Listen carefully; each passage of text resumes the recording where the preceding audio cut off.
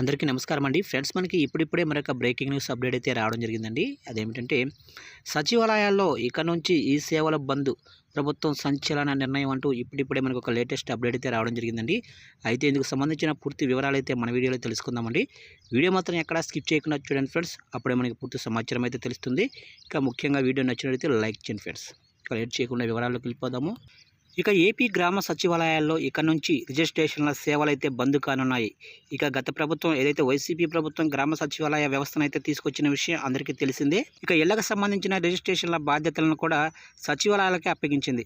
అయితే ఈ ప్రక్రియలో చాలా అవకతవకలు జరిగాయని కూటమి ప్రభుత్వం గుర్తించింది. ఇందులో భాగంగా గ్రామ సచివాలయాల్లో రిజిస్ట్రేషన్లు చేపట్టాలన్న గత సర్కారు ఇచ్చిన నిర్ణయాన్ని వెనక్కి తీసుకుంది ఇప్పుడు వచ్చిన ప్రభుత్వం. ఇక ఈ మేరకు రెవెన్యూ శాఖ స్పెషల్ సిఎస్ సిసోడియా జీవో జారీ చేశారు.